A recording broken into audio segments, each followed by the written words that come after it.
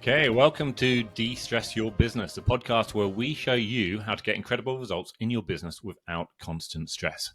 I'm Paddy Mann, a serial entrepreneur and founder at AirManual, and today I'm joined by Jordan Fleming, the CEO and co-founder of Smartphone.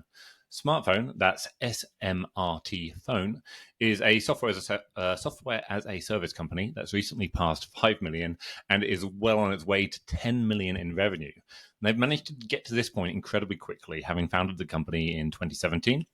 And the amazing thing is that they've done this without a sense of constant chaos and stress. So, Jordan, welcome and thanks for joining the show. Can you start by telling us a bit about your high-level story? What are the major life and business events that have taken you from the start to where you are today? Okay, well, nice to be here. Thanks for having me. That's a big question. That's a long question. I'll summarize. I as you can tell by my accent, I'm not European. But I moved to Europe when I was 20. You moved to Edinburgh to do a master's and PhD at the University of Edinburgh, and discovered I didn't want to work in academia or work for anybody, and essentially founded my first business, and I have been doing my own businesses since. And really, there was a kind of a chain of events that led me to move from a strategy consultancy to a business systems consultancy, right? I was building marketing strategies for companies and realized that there was a lot of operational challenges that they mostly had that they couldn't cope with any sort of growth. And I started to implement a workflow management tool that I was using into their businesses, and that transitioned into me stopping doing strategies and only doing that. And that transitioned into me spotting a gap in this workflow management tool called Podio's. There was a gap there where there was no phone system. And all the stars aligned, and I met my co-founders, and we decided to build this system, not really knowing if it was going to take off. We saw the gap, but didn't know, how much of a gap it was going to be. And here we are.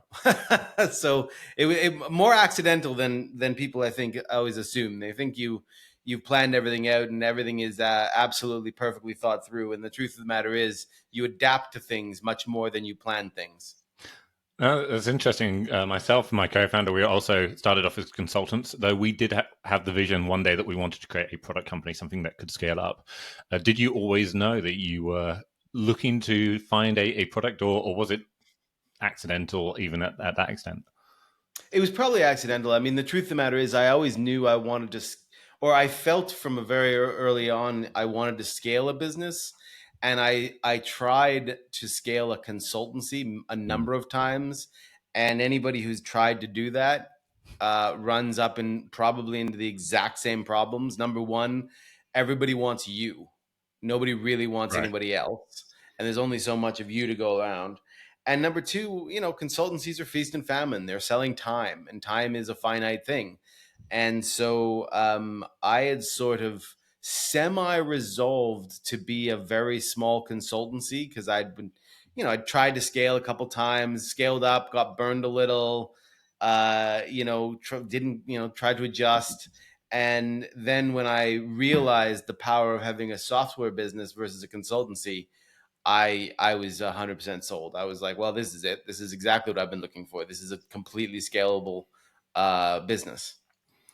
Yeah, that's interesting. I mean, I know a lot of people who are consultants at a fairly small scale, and they've got great businesses, and they're managing to do it, some of them with a great quality of life as well. But scaling it is difficult. Myself and my co-founder, we started in a big consultancy, London-based.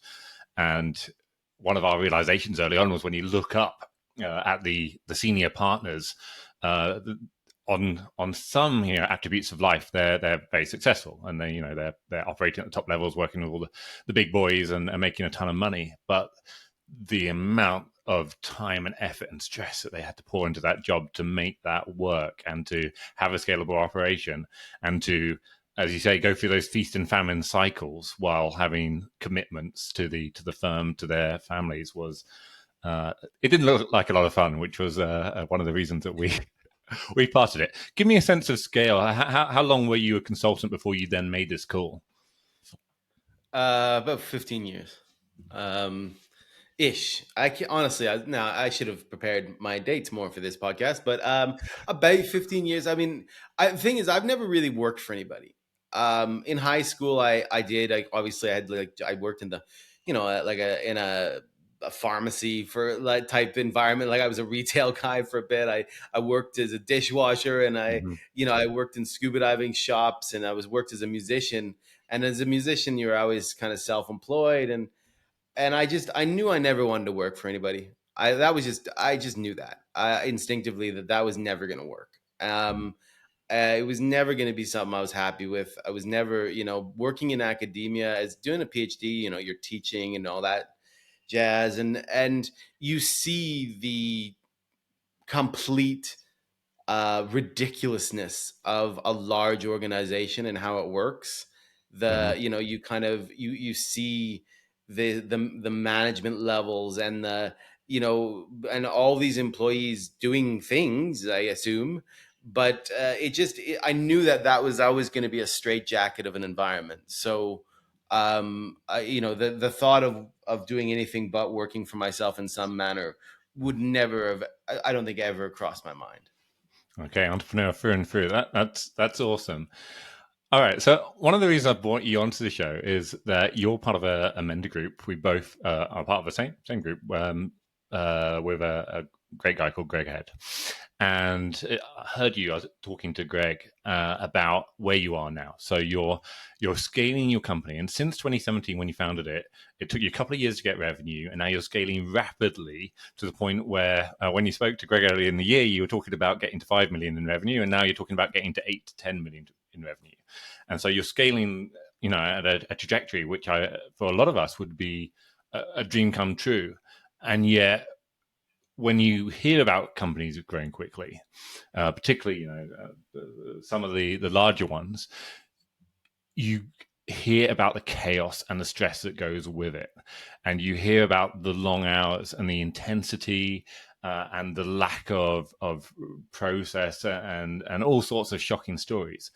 And yet, that's something that really clearly didn't come out of what you were describing to Greg. So I'm really interested in how you got there. But actually, what I'd like to dig into first is before you've got to this point where you're making it look easy, where have there been some of your biggest challenges, your failures, your pain points that did cause you stress along the way? And how have you tackled those? Yeah, that's a good question. I mean, the surprisingly few stress points. Surprisingly, but there were some. I mean, I think part of this is when we founded this company, we both had like some. I have two active. There are four co-founders of the business. One is a relatively passive owner, and two are in the company as in this executive team with me, the CTO and the CFO. And when we founded this company, they had my co-founders Alex and Vlad. Mm-hmm. Vlad being the CTO, Alex being the CFO. They had a business doing the same kind of thing I did, but on a much more technical end.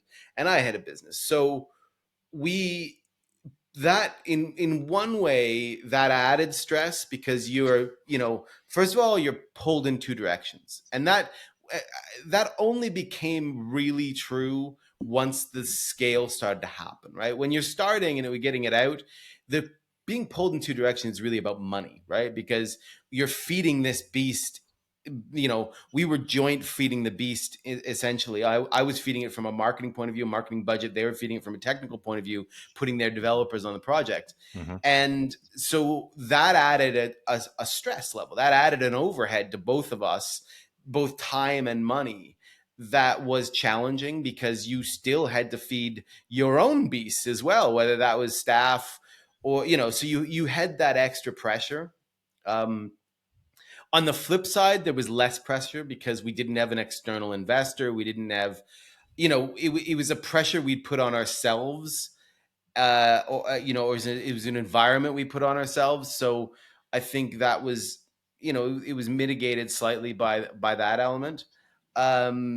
but I would say that was definitely an element of stress, because you were being pulled in multiple directions. So, if I interpret this correctly, so at the point of you starting your current company, Smartphone, both you and your co-founders were doing it alongside another business, and essentially that allowed you to pay the bills.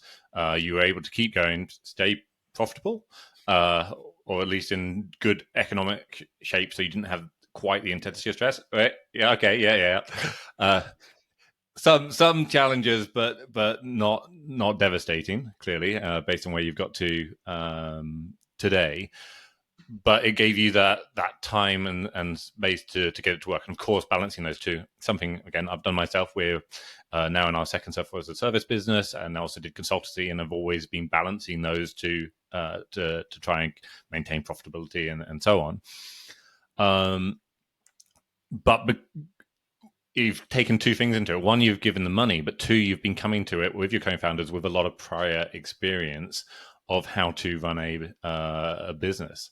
So what lessons have you taken from your previous businesses that have allowed this business to start relatively smoothly and then scale up at quite such a rapid pace without the kind of chaos that you might see at other businesses, including perhaps some of your clients that you've worked with? Yeah, I think you've got to separate that into two sort of sides, because the reality is, when we started Smartphone, there was Alex, Vlad, myself, I think our senior, the head of development, Ovidio, was in brought in really quickly at the stage we were creating a test product. And then we brought on a couple guys a couple guys from support. One who's still our head of support, and the other two are gone now. So you got to kind of separate it into the getting it off the ground stage and the scale stage. Yeah. And the scale stage doesn't have to take the scale stage happened quickly. Once we actually rolled the product out and properly rolled it out, like actually kind of got it into people's hands and went out of beta and all that, the sales and the scaling happened relatively quickly. But at the beginning, it's kind of all hands in. I was on support, like I worked on support. I reached out to customers directly.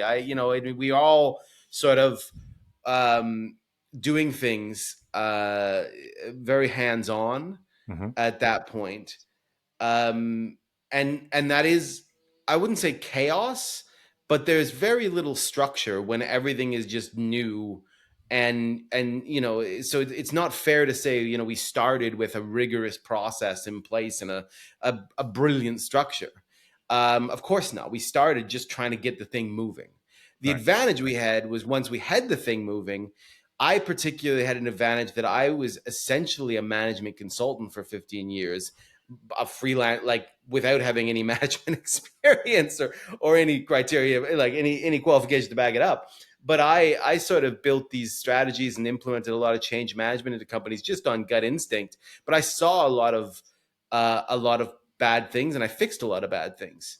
And of course, I also had in my co-founders two people who were used to running a business and understood cash flow and challenges around that. So once we got into the scaling bit and we refined, and we sort of agreed on a direction and on and what we were trying to do, that's when our experience as being 15 years in business for me, and probably 8 years for them because they're younger than me, came into it, where I knew the problems, I knew the pitfalls, I knew the challenges of scaling and of people and processes, and what happens if you don't have these things defined, and how, and all of those things.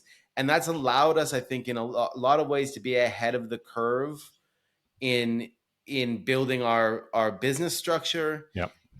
and building our team structures and all of that. I think we're relatively ahead of the curve for most So give me businesses. couple of examples of that kind of those kind of things that you were conscious of. You knew there were problems and pitfalls that you were going to stumble across, and put systems, processes in place proactively at an early stage to make that easier. Okay, well, the probably two things. I mean, number one, just having a very again, I had a business for 10 years or 8 years building these business systems for people. Having a really rigorous workflow and business management tool customized to us. We started out with that because we both did that. And just that alone, it meant you weren't dealing with Excel sheets and emails. You had a kind of a we'd built a system to manage all the processes of the business, to collaborate and do everything. We did that almost from the probably from the outset, Hmm. and most businesses don't do that, and until they feel like things most businesses don't address these things until the balls are getting dropped. And I think one of the advantages we've had is I think we've been able to foresee where balls could be dropped, and because of our experience, and sort of uh, stop them from even being juggled, or being slightly bobbled, Yeah. because we were like, well, I know the balls are going to stop at a drop over here, so, and I know that 6 months ahead, and I'm going to put a process in place and a structure in place to manage that. I mean, an example would be leadership development inside of your teams, right? And we've now got about 50 people in the company, Yeah. and once you get past 15 people, again, things start to get dropped, or things, balls get dropped, and cracks start to appear, unless you build the structures and the processes and the leadership. And so we developed our own leadership academy. We've already got, something that probably most businesses won't do until they've got 200 employees.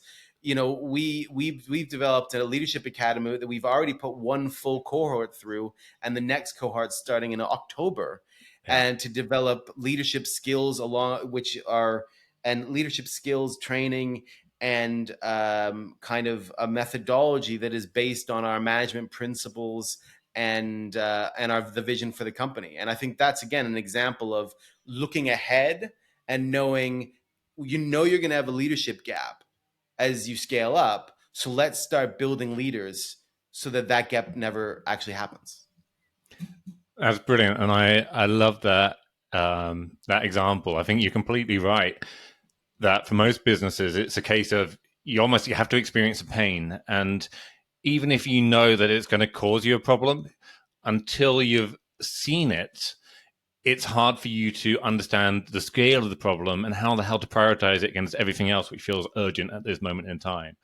For most, earlier stage businesses, they're not getting near leadership development, but starting off with sorting out your recruitment, sorting out your onboarding, and then your standard personal development, performance management, things like doing performance reviews and supporting people with their own personal development. And then if you keep doing this and iterating, you build up these systems to the point where you're doing the things that you only imagine existing in enterprises, such as leadership development. But I think one of the realizations you've had and that we've had in our own businesses is all these things which sound enterprisey, they exist for really good reasons. And you just have to get your head around what it is, when that problem is going to arise, and how to develop it, implement it in a way that works for your business at your scale with your culture. And it sounds like you were able to do that because you've had this great experience. You've been working, doing systems from the get-go. The product that you're using, I think most of our listeners won't know what it is. It's a tool called Podio, which is a no-code solution for building your own tools within your company. It's incredibly flexible. It came out well ahead of its time. It's been around for over 10 years. We were using it in our own earlier days. But it allows you to create flexible systems to do whatever tool you need, which is really, really powerful. And you're building on that experience and building it up. I've got to say, when I look at your business, a few things that are jumping out. One, you've got a leadership team who are getting enough time to work on the business. So it sounds like that's particularly yourself coming from that management consultancy background. You're putting a lot of time into working on the business rather than in it, focusing on improving the processes so that you can scale at every level.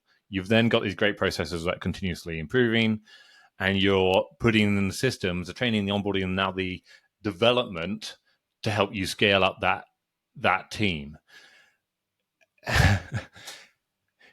Almost seems like a silly question, but how important do you feel these elements are for your success? If you didn't have these, is there any chance that you would be where you are today? Absolutely not. Of course not. Absolutely not. I think there's a lot of things that go um, into building a strong, a successful company. And you know what? And one of the things that we probably don't mention enough. Apologies if there's background noise of the road next to me. One of the things we probably don't mention enough is also a focus on the fundamentals of what makes a good business, and that gets missed a lot on software, particularly. In a world where everyone talks about unicorns and grabbing VC money and all these things, where this idea that you should build a software business loss making just to get users and and all of that, which has been a kind of concept for a decade, right? You had Facebook and all of these companies were running at massive losses and getting billions invested and all these sorts of things. So everybody kind of assumed, well, that's the model, right? All these people were like, oh, well, I'm going to build a software business and someone's going to invest and I'm going to make $1 billion. And, and it doesn't matter if I make any revenue and da, da, da, da. And of course, that works for 0.5% of the businesses. And for the rest of the ones that do that, they die and we see layoffs and all that. And I think one of the I would only add to what you've said. Those three things you mentioned are critical, but also having a really strong understanding and focus on the business fundamentals, on cash flow, on we one of our core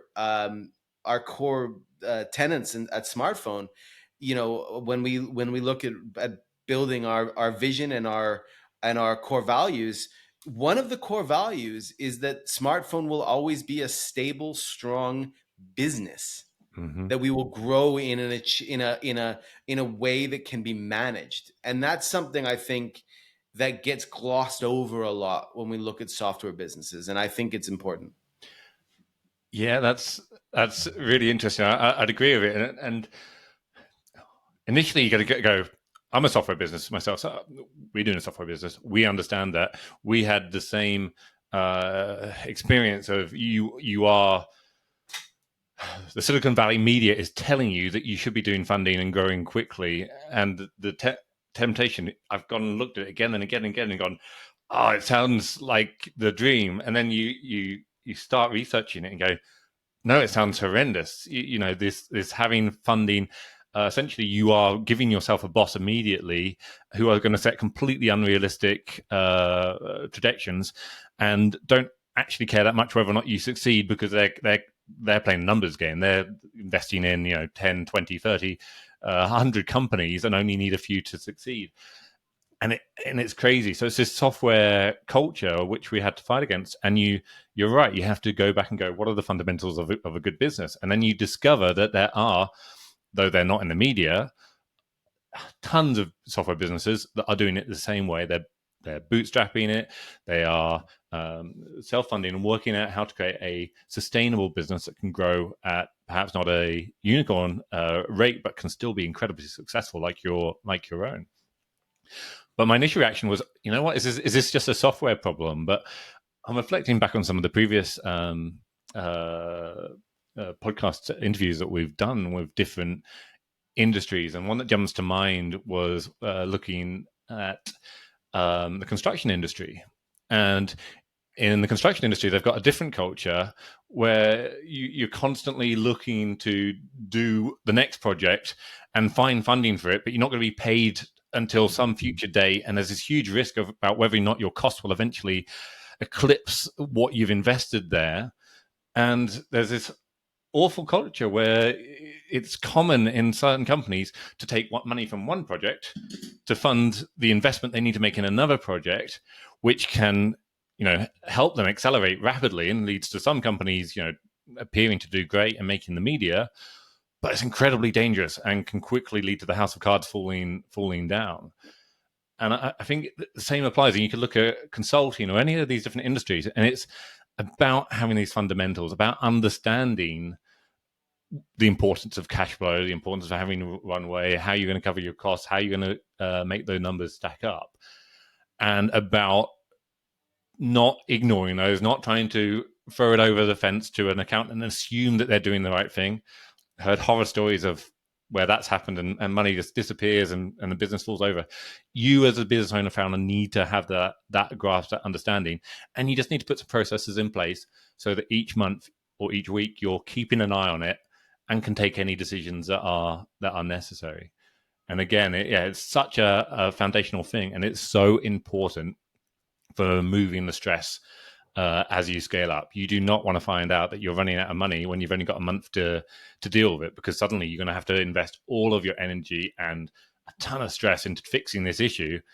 Whereas if you can put those processes in place, be clear on running a sustainable and profitable business, or getting to that point, then you can remove that, and it can always be something that you're dealing with. Like, okay, in maybe 3 to 6 months, we might have an issue.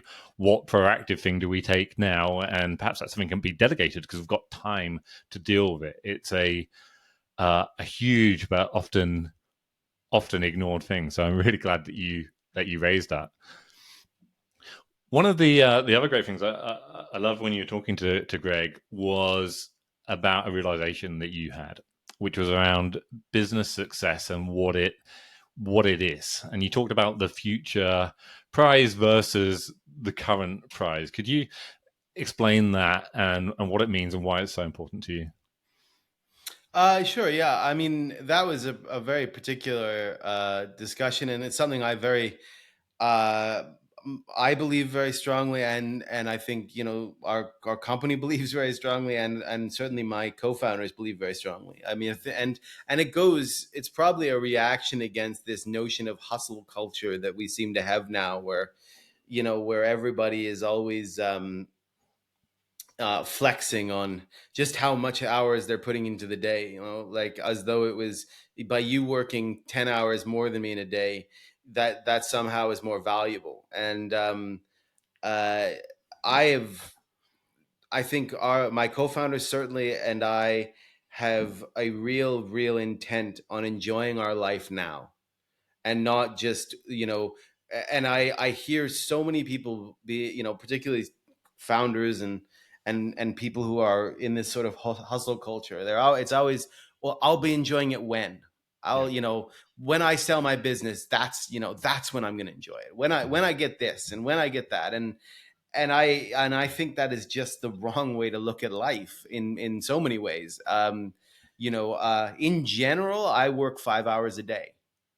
Wow. That's nice. I work in general. I work 5 days. Now I work very concentrated. In those 5 hours, I accomplish probably more than most people will accomplish in their 8 hour workday. I have a very focused way of working, and I know exactly what I need to achieve.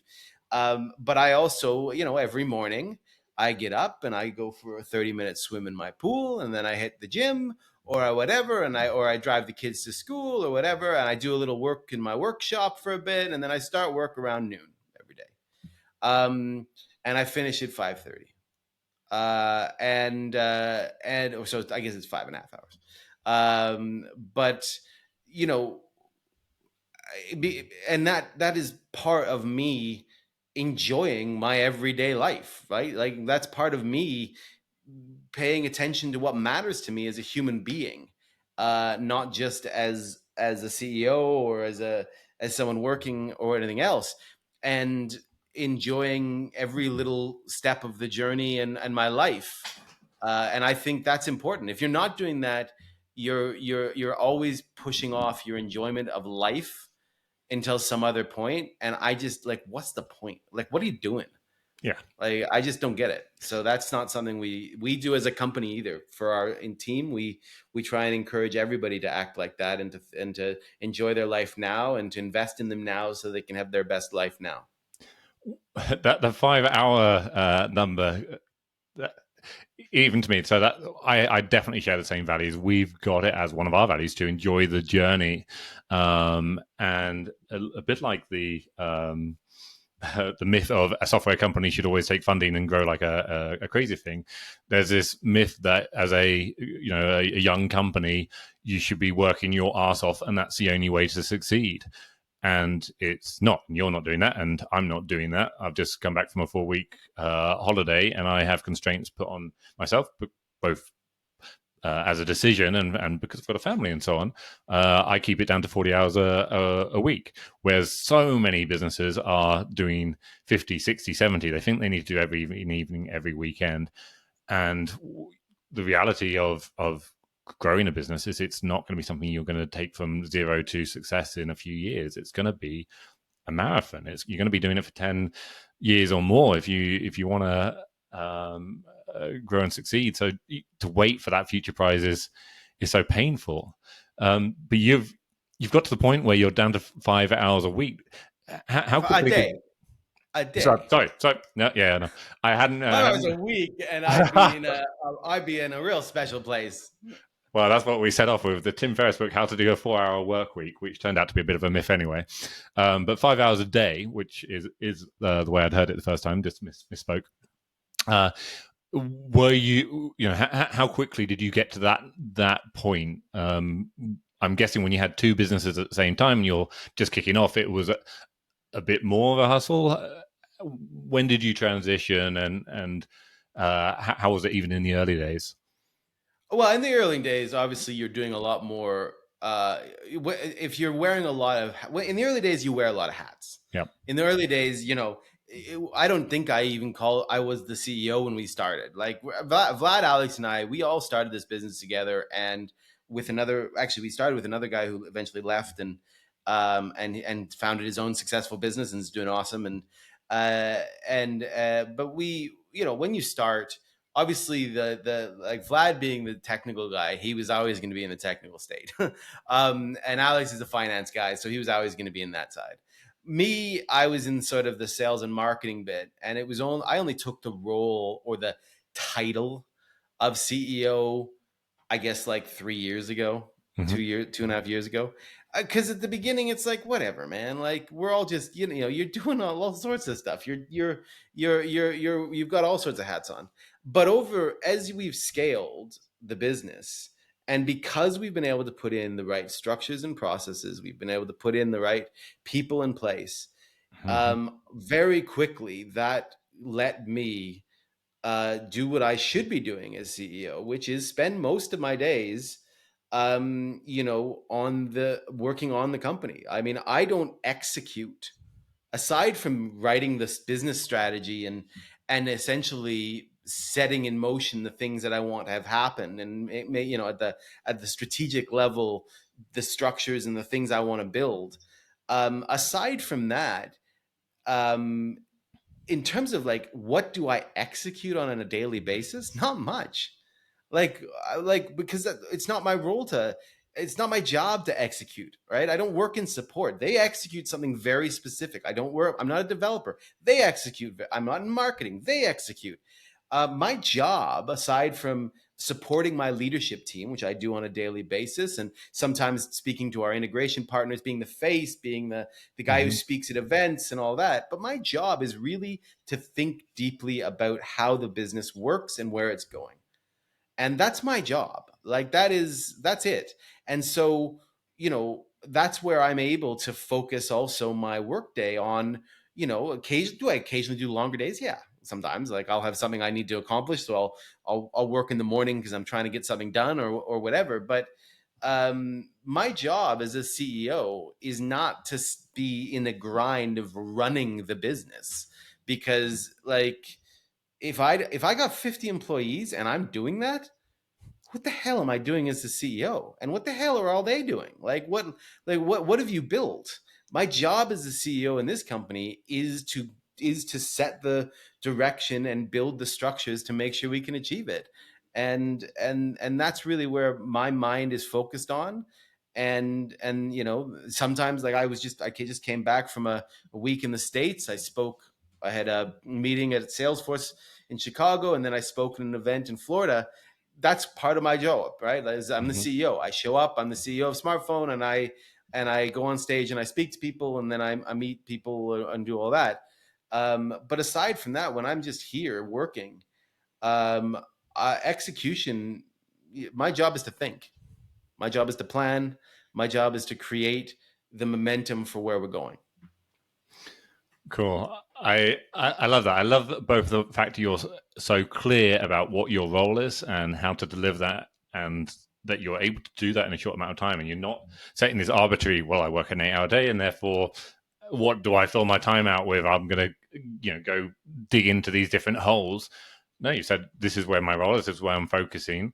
I've got, and I'm able to do that in 5 hours a day, and that supports my values. It supports the values of the business I'm betting. It also allows you to do a better job because if you're anything like most CEOs, even when you're not at the table, you do get time to think about some of the big challenges you're facing. Actually, having more of that time to reflect in between working can be a really powerful asset for you and for the business. But you shared that it wasn't long ago, a few years, that you were wearing all these hats, that you were involved in support and every other area. So you've needed to essentially work out how to build those systems and then delegate and then hold people accountable and trust them to do those roles. And it's a fact that you've been able to do this so well, which is allowing you not just to be at this point without chaos, but to really be living what I would say is the dream for a lot of small business owners, to be in control of your business, your life, but to have this freedom where you're working a sensible number of hours doing what you love and getting so much time on the wider things which are important in life. So really, really love this story. Tell me, before we finish, just a little bit more about Smartphone. Who's it targeted at? What problem does it solve? And how can our listeners find out more? Well, so Smartphone was, as we pointed out earlier, we originally built it for the system Podio, which is that low code, no code solution. But as we've expanded, since we founded, we're now connected to Salesforce and a few other rather bespoke CRM systems in the real estate kind of sector, as well as now we're branching in some new sectors. And Smartphone is a all-in-one communications platform, cloud phone system with the core phone, text messages, voicemails, a power dialer, the core stuff you would assume that you get out of an online phone system. Our biggest thing, though, is that we are very deeply connected to a certain amount of systems. So you'll see out there, everybody will have you'll go and someone connects to Zapier, so they say we connect to 4,000 plus software systems. Mm-hmm. And yeah, great, okay. But the truth is, Zapier is a very, very light touch connection. Zapier, it goes skin to skin. So essentially, it's the first level data to first level data connection. It's not really built when you connect something via Zapier. You're not really connecting and integrating with something. You're passing a bit of data back and forth. That's all you're doing. It's all you can do. It's all it's built to do. Um, and that's fine for some things. But what we realized was the more deeply your communication, your phone system was integrated into your CRM, the more seamlessly it worked within the methodology of that platform, the more it became a business tool that was irreplaceable for you. The more it became a business tool that really enhanced your productivity and what you were able to achieve sales wise or support wise, whatever you're doing in your business. And so our focus in Smartphone is really not to be the phone system for every business, but to be the phone system for businesses using our CRM connections. And there's only 5 of them at the moment. Mm-hmm. And and we're at our stage now only of connected to 5 systems. Now we've got another connection coming on. Right now we're working on, and then we've got another one coming up in Q4. And as we expand those connections, we get access to a very, very specific marketplace of customers who suddenly have a fully integrated phone system in a way they've never had access before. Now, that's not going to matter to some of them. To some of them, it's going to matter very much. And that's really where our focus is. Now, for instance, we are connected to Salesforce, which is the biggest CRM in the world. And we are deeply connected in there, and we have a very, very strong integration with there, and so that anybody who's using any business that's running their sales, their operations in Salesforce, suddenly imagine being able to have your phone system and your sales dialing system completely connected to your system. Like every phone call, every text message, every phone call you make to that prospect, bam, logged against the prospect. Those sorts of that sort of deep integration is what we are all about. It's our core philosophy of business and of what our product is, and it brings an enormous value to our customers. That's awesome, and I completely get it, knowing just how painful it can be. Your CRM is your ultimate database of where your customers are, what they're doing, and in theory, you're always getting these promises about different tools talking to each other and passing data into your CRM, which is where you want it. You want to know what your customers and your leads are doing, what they've done before, how you've interacted with them, but often it's a nightmare, and getting this one picture of what's happening is incredibly painful, incredibly time consuming. So if doing phone dialing, making calls is a big part of your business, being able to get all of those records straight in without a ton of work to pass it in and out, that's going to be a game changer for certain types of businesses. So really love what you're doing there. I can see another reason that you're able to scale so quickly. Brilliant. So thank you so much for your time today, Jordan. It's been a real pleasure looking at a business that's grown really successfully at this point in a few short years. So since 2017, but I think the product only really got going into and seen revenue in 2019. They're already at the point where they've passed 5 million and they're going up to 10 million in revenue. But the exciting bit in my eyes is not the revenue numbers, it's about the way that Jordan and his team are doing it without this constant stress. And we've heard about how he's now working 5 hours a day, and that he's embedding this value of enjoying what you're doing, for living for the moment, into his team, into his company. And it's a really great story that we can aspire to, when you can look at how he's dedicating his leadership time, getting the processes in place, and continuously improving his business to take it to that next level. I will be adding the link to smartphone in the show notes. I believe you can reach out to Jordan Fleming on LinkedIn. Is that the best way to reach out if anyone's got any questions? Yeah, LinkedIn is absolutely is probably the best way to do it. Brilliant. If this is, if you are currently, running a small business, if you're a CEO, and you're looking at how do I do this? For myself and for Jordan, we've done past businesses, and that's one of the reasons that we're able to move as quickly as we do in the current ones. We've got the learnings of those big pitfalls and problems and the systems that we need to be putting in place. But a lot of this stuff, the understanding of what systems you're going to need to do your cash flow, to do your onboarding, to do your leadership development, knowing when you're going to need them, and knowing how to approach systemizing them so it doesn't completely derail you from your day-to-day job, is a skill that you're going to need to learn. So if this is an area that you're struggling with or could do with some assistance, then of course AirManual is going to be a great solution. We'd love to talk to you. We've got hundreds of templates which will help you on your way, and we've got the experts and the guidance to help you up to speed quickly so you can do this alongside your day-to-day business. If you've enjoyed today's episode, then please do take a moment to subscribe. And as a bonus, if you're able to leave a review, then this will help the podcast to get more visibility and help more people. Other than that, until next time, have fun.